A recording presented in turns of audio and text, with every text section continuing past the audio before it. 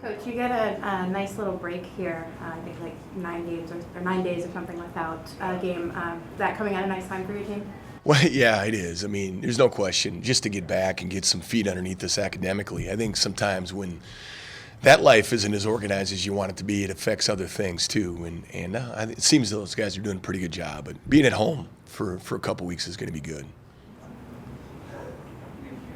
You had a nice stretch there with 3 wins at least before the last few losses. What was working well during time when things were cooking? Well, I just think there's a few things that are when we're playing well, and I think even these last 2 games within the 40 minutes we're doing good things. I mean, Eastern Washington and Montana were both preseason picked to win their leagues, or I think media had them 1 and 2, and coaches had them switched 1 and 2.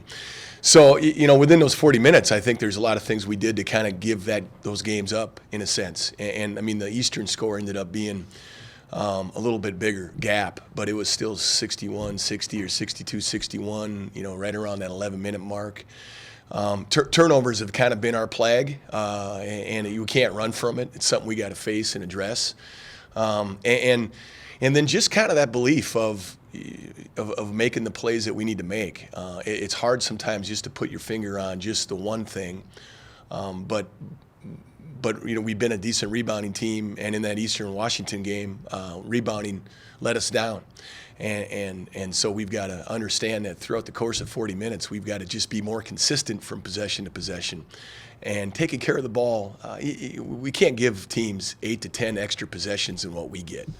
And so, there's some positives. Like Philip's been good inside. His numbers are backing that up. We've done some nice things on both ends of the floor, but we've got to just become more consistent over the course of games, especially against good teams. And we saw 2 good teams on the road this week, again. 10, 11 games in, just how do you feel about where you're at? In some ways, there's some frustration where we're at, because I think some of the things we're not doing well are fixable. And so, like I tell our guys, I'm not sitting here pointing our fingers at our players. It's something that I've got to reflect on, and we got to find more ways to value the ball, get better shots. But it doesn't matter how good you are defensively. If you give teams turnovers, they're getting baskets in transition. I think Eastern Washington had 25 points off turnovers. 25 points to 6 points off turnovers, and that's a pretty big deficit to overcome. And so, the frustration lies where I think there's things that are curable that we've got to fix. I've got to do a better job of working on those things in practice and helping our guys and putting them in a better position. But they've also got a responsibility to 40 more minutes, 40 minutes with a little bit more focus and mental concentration, mentally fighting through some adversity and fatigue.